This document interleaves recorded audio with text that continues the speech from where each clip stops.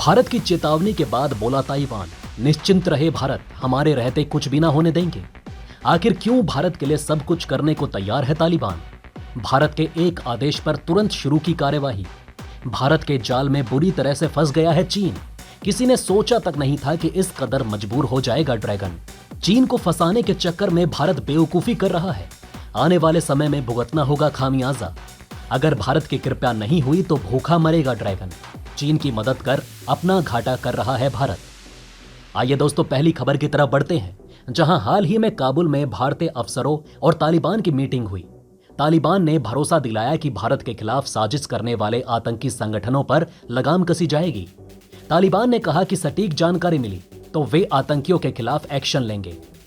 दोस्तों, आपको बता दें कि नुपुर शर्मा विवाद के बाद भारत को अलकायदा जैसे आतंकी संगठनों से धमकी आई थी और इस धमकी के बाद भारत ने तालिबान को अल्टीमेटम दिया था कि अगर ऐसा कुछ हुआ तो भारत बर्दाश्त नहीं कर पाएगा। दोस्तों, अफगानिस्तान में जब से तालिबान शासन आया है, यह तालिबान बदला बदला सा नजर आ रहा है। हालांकि उनकी कट्टरता तो जगजाहिर है, लेकिन भारत के संदर्भ में वो ये साफ कर चुका है कि अपनी धरती से वो भारत के खिलाफ आतंकवाद को पनपने नहीं देगा। इसके बाद से भारत ने बैकडोर से तालिबान से बातचीत करना शुरू भी कर दिया। इसके बाद से ही भारत ने बैकडोर से तालिबान से बातचीत करना भी शुरू कर दिया। इसके कई कूटनीतिक कारण भी हैं। हाल ही में काबुल में भारतीय अफसरों और तालिबान की मीटिंग हुई। तालिबान ने भरोसा दिलाया कि भारत के खिलाफ साजिश करने वाले आतंकी संगठनों पर लगाम कसी जाएगी। तालिबान ने कहा कि सटीक जानकारी मिली तो वे आतंकियों के खिलाफ एक्शन भी लेंगे। तालिबान से नए रिश्तों के समीकरण में भारत को क्या फायदा? दोस्तों, तालिबान शीर्ष नेतृत्व ने भारत को आश्वासन दिया है कि वो अपनी धरती से भारत के खिलाफ आतंकवाद की अनुमति नहीं देगा। वो विशिष्ट खुफिया जानकारी के आधार पर पाकिस्तान से जुड़े आतंकवादियों के खिलाफ कार्यवाही भी करेगा। यानी अपनी धरती से वो पाकिस्तान आतंक को पनपने नहीं देगा।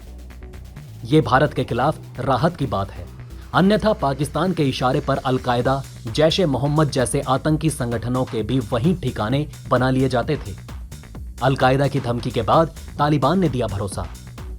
दोस्तों, तालिबान के लीडर्स ने अलकायदा, जैश ए मोहम्मद, लश्कर ए तैयबा और हिजबुल मुजाहिदीन जैसे संगठनों पर एक्शन लेने का भरोसा दिया। भारत का यह मानना है कि तालिबान शासन अब पहले के मुकाबले काफी अलग काम कर रहा है। हालांकि अभी भी बहुत सतर्क रहने की जरूरत है। इस बारे में भारतीय विदेश नीति परिषद के अध्यक्ष डॉक्टर वेद प्रताप वैदिक स्पष्ट रूप से कह चुके हैं कि भारत को तालिबान से बात करनी चाहिए। वो ये तब कह रहे थे जब ट्रंप अपने राष्ट्रपति काल में अफगानिस्तान का दौरा करने आए थे। अब संवाद की शुरुआत हो चुकी है। तालिबान क्यों भारत पर हो रहा है मेहरबान? दोस्तों, तालिबान के भारत के प्रति बदले रुख पर भारत को राहत जरूर है, लेकिन फिर भी बहुत जल्दी बहुत ज्यादा सतर्क रहने की जरूरत है। वैसे तालिबान में आर्थिक हालत बहुत बुरे हैं। एक तो सत्ता मिली तो भी अफगानिस्तान की हालत खस्ता थी। दूसरा, वहां पड़ने वाले अकाल के कारण भी अफगानिस्तान में खेती बाड़ी प्रभावित हुई। ऐसी खस्ता हालत में भारत ने खाद्यान्न और अन्य आर्थिक मदद देकर उसे विश्वास में लिया है। हालांकि भारत तालिबान शासन से पहले भी अफगानिस्तान के इंफ्रास्ट्रक्चर को डेवलप करने में भारी मदद कर चुका है, लेकिन तालिबान को भारत से मिली मदद के बाद उसका नजरिया भी भारत के प्रति बदल चुका है। यही कारण है कि वो भारत के हित से जुड़ी बातें खासतौर पर आतंकवाद के संदर्भ में करने लगा है। तालिबान से अच्छे संबंध भारत के हित में। दोस्तों, मोदी सरकार ने अफगानिस्तान को दी जाने वाली आर्थिक मदद और विकास कार्यों को फिर से शुरू करने का भरोसा दिया है। तालिबान से सीधी बात भारत को सेंट्रल एशियाई देशों के सहारे नहीं छोड़ती। ऐसे में भारत यहां अपने हितों पर ध्यान दे सकता है। इसके अलावा पाकिस्तान और तुर्की जैसे देशों पर नजर भी रख सकता है। भारत ने अफगानिस्तान में ये डेवलपमेंट कराए। भारत अफगानिस्तान को अब तक 20,000 मैट्रिक टन गेहूं, कई टीके, दवाइयां और सर्दियों के कपड़े भेज चुका है। वहीं कोरोना के दौरान 75,000 टन गेहूं भारत ने चाबहार बंदरगाह के जरिए अफगानिस्तान भिजवाया था। इसी तरह $3 बिलियन की मदद से भारत ने अफगानिस्तान को खड़ा होने में सहायता मुहैया कराई। अफगानिस्तान के इंफ्रास्ट्रक्चर को डेवलप करने के संदर्भ में वर्ष 2020 में अफगानिस्तान कॉन्फ्रेंस में भारत के विदेश मंत्री एस जयशंकर जी ने कहा था कि अफगानिस्तान में ऐसा कोई हिस्सा नहीं जिसे भारत ने ना छुआ हो। अफगानिस्तान की संसद का निर्माण भारत ने $90 मिलियन की मदद से करवाया। भारत के सहयोग से बन रहा सहतूत बांध 20 लाख लोगों की प्यास बुझाएगा। इस बांध के लिए अफगानिस्तान से हुआ था समझौता। तो आइए दोस्तों, अब अपनी दूसरी खबर की ओर बढ़ते हैं, जो कि चीन से जुड़ी हुई है। और भारत के लिए बहुत महत्वपूर्ण है। दोस्तों, आपको बता दें कि चीन हमारे चावल का सबसे बड़ा खरीदार बन गया है। आश्चर्य की बात यह है कि चीन ने भारत से कोरोना काल में चावल खरीदना शुरू किया और 2 सालों से भी कम समय में भारत से सबसे अधिक चावल खरीदने लगा। चीन लगभग 3 दशकों तक भारतीय चावल को खराब बताकर खरीदने से इनकार करता रहा, लेकिन भारत और चीन के बीच लंबे समय से चल रहे विवाद के बीच अब अचानक शत्रु देश का भारतीय चावल का सबसे बड़ा खरीदार बन जाना कुछ संदेह पैदा करता है। एक विश्लेषण के अनुसार चीन महामारी के दौरान भारतीय चावल का शीर्ष खरीदार बनकर उभरा है।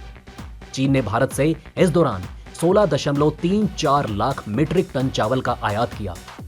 अगर व्यापारिक दृष्टि से देखा जाए तो यह बेहद अच्छी बात है कि चीन चावल खरीद के मामले में हमारे देश पर आश्रित हो रहा है।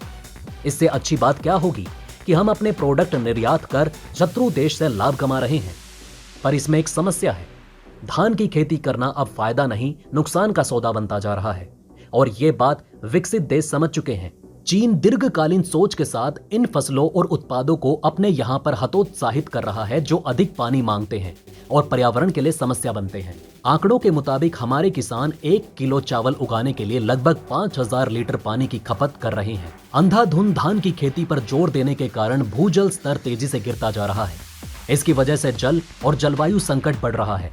धान की खेती देश की अर्थव्यवस्था के साथ किसानों की राह की बड़ी चुनौती बन चुकी है। इनकी खेती से लेकर खपत तक की पूरी श्रृंखला इतनी बेझिल हो चुकी है कि इसे आगे बनाए रखना कठिन हो गया है। हरित क्रांति के पुरोधा राज्य पंजाब, हरियाणा और पश्चिमी उत्तर प्रदेश की माटी को धान की खेती ने बांझ बनाकर रख दिया। इसकी वजह से इन राज्यों का भूजल इतना नीचे चला गया है कि हर साल खेती के पहले नलकूपों की खुदाई करनी पड़ रही है। ऐसे में चीन जैसे देश प्राकृतिक संसाधनों का अत्यधिक दोहन करने वाली फसलों के साथ पर्यावरण को नुकसान पहुंचाने वाली खेती से दूरी बनाने लगे हैं। अत्यधिक पानी की खपत के कारण चीन गन्ने और चावल की खेती को सीमित करने पर काम कर रहा है। यही वजह है कि चीन ने खुद को चावल निर्यात से बाहर कर लिया है और धान और गन्ने को कम से कम करने की दिशा में काम कर रहा है। यही वजह थी कि साल 2020 के अंत में चीन ने भारत समेत कई और देशों से चावल आयात के सौदे किए थे। इसी का असर है कि 2 सालों से भी कम समय में चीन भारत के चावल का सबसे बड़ा खरीदार बन गया। तो दोस्तों, अब आप हमें कमेंट सेक्शन में बताइए कि क्या ये बातें आपको पहले से पता थी? अगर नहीं तो इनमें से कौन सी बात आपको सबसे ज्यादा इंटरेस्टिंग लगी?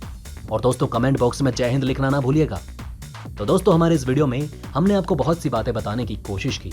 अगर आपको हमारी ये कोशिश अच्छी लगी हो तो प्लीज लाइक करें इस वीडियो को और इसी तरह की और जानकारी पाने के लिए सब्सक्राइब करें हमारे चैनल को। जितना हो सके इस वीडियो को शेयर करना ना भूलें। धन्यवाद दोस्तों, हम फिर मिलेंगे एक और इंटरेस्टिंग टॉपिक के साथ।